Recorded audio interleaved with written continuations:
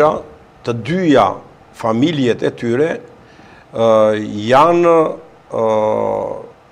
të mbytura në krim dhe në korupcion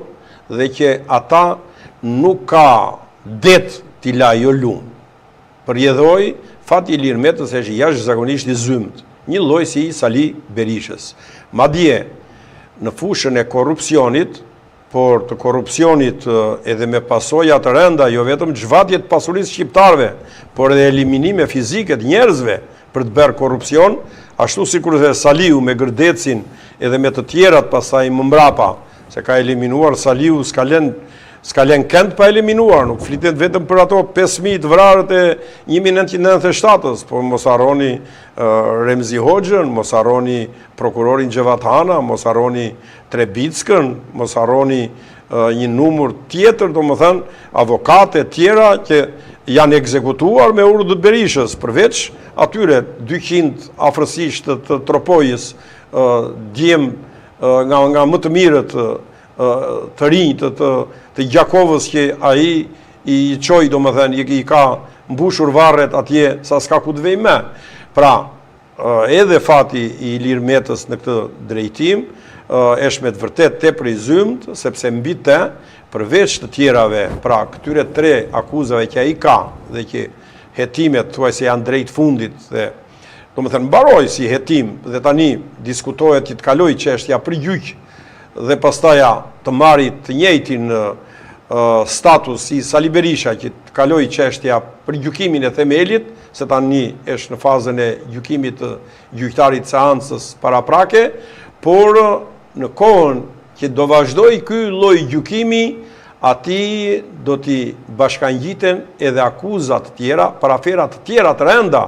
korruptive, duke filluar që nga privatizimi i bankës kombëtare, duke vazhduar me Profarmën, duke vazhduar me raportet e tij me Fufarmën, do vazhdoj afera e rëndë korruptive me Alpetrolin, me Armon, me 4 hidrocentralet e Shkopetit, Ulzës, dhe të Bistricës 1 dhe 2, dhe një ser aferash të tjera, do vazhdojnë pastaja aferat e tjera vetëm me guroret e Shqipërisë që ai, do më thënë, i ka në pronësinë e tij dhe që janë një numër jashtëzakonshëm,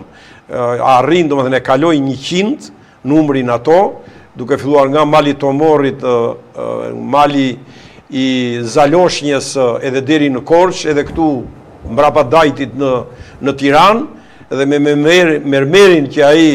do më thënë, ka bërë aferë nga më të rëndat korruptive, deri në Indi ka shkuar mermeni i Shqipërisë, por që çdo gjë në xhepin e Ilir Metës, dhe pastaja me një numër të konsiderueshëm asetesh që ai ka në përbot. Kam parasysh këtu minierën e Floririt në Kongo, kam parasysh rreth 40 e ca, do më thënë, më shumë se 40 asete nga më të çmuarat, hotele, restorante luksoze, bar kafe, në zonën më të shtrenjtë të Londrës e të tjera me radhë. Kështu që krimet e tyre janë të tilla që hap pas hapi, shkallë pas shkalle, por fillimisht duke i patur atje në vath, dhe ai e shfutur tashmë në vath dhe nuk del dot në ajo vath e 313-ës, atëherë edhe Spaku do ta ketë pak më të lehtë tani që ti vazhdoj edhe hetimet e tjera, dhe Spaku nuk e shikapur nga Rama, Rama s'ka absolutisht asnjë lloj autoriteti mbi Spak, dhe këtë u thot, domethënë, një avokat, jo se mbështes Ramën, jo se më pëlqen Rama, por nga brenda Spak, nga brenda gjykatës posaçme, si një avokat që jam i përditshëm në gjykime atje dhe në hetime, në të gjitha ato ambientet e këtyre 2 institucioneve të rëndësishme të shtetit, u them që 0 ndikim, por një farë ndikimi, unë do thoshja të fortë, e ka Sali Berisha, Ilir Meta dhe banda e tyre. Brenda Spak, Ilir Meta, Sali Berisha, ndikim të fortë brenda Spak. Brenda Spak dhe brenda, dhe sidomos brenda gjykatës së shkallës parë Një deklaratë e fortë kjo, avokat. Të gjykatës së posaçme për krim kundër Kush janë korrupsionit dhe njerëzit krimit brenda të SPAK-ut, organizuar. avokat, qofse mund ndani një informacion me ne që ka Berisha brenda Në SPAK. SPAK, po u them unë, janë disa atje në SPAK, edhe Mund na mund t'i thuash përmend edhe me emra. një emër? Po një është një zonjë Kaçkini. Një.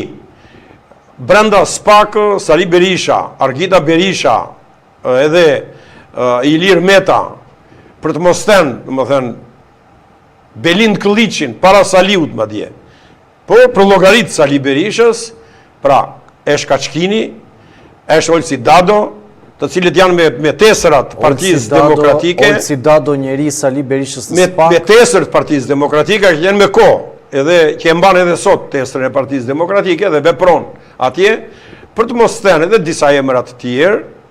tjerë, të cilët, domethënë, u njoh mirë veprimtarinë e tyre dhe e di që po mbahen me shpirt në dhemë që nuk e nxjerrin kokën, po këta dy faktikisht e kanë nxjerr kokën. Sikurse kam parasysh një gjykatën e posaçme, kam parasysh kryetarin ose nën kryetarit e shaj atje sot, por që është për të mos thënë 100%, 99.99% dora e Argita Berishës, pra Erion Bani, bashkë me një grup tjetër, servilës të tij,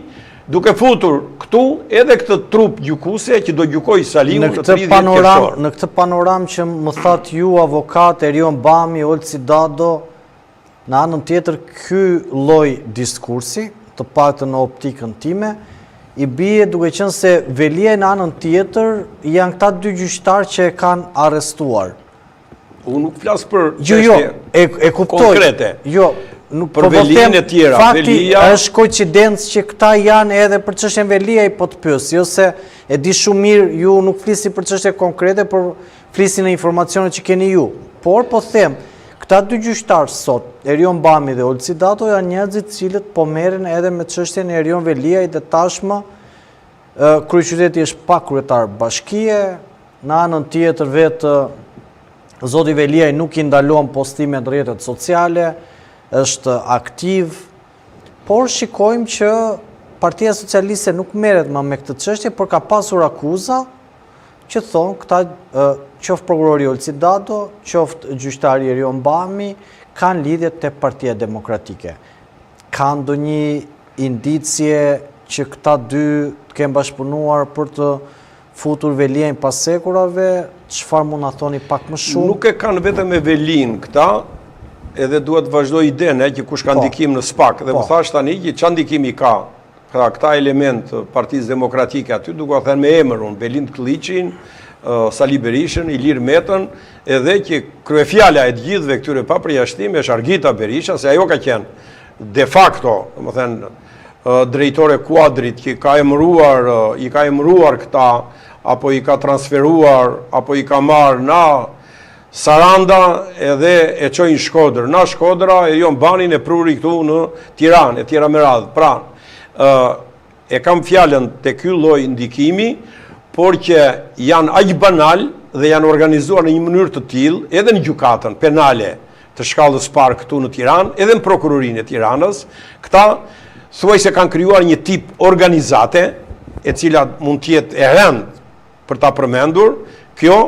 por që një farë organizate e cila i ka shtrirë rreth e saj deri te Këshilli i Lartë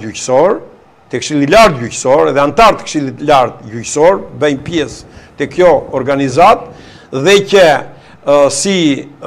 emërues të përbashkët kanë atë që nën zë, por me veprime konkrete, me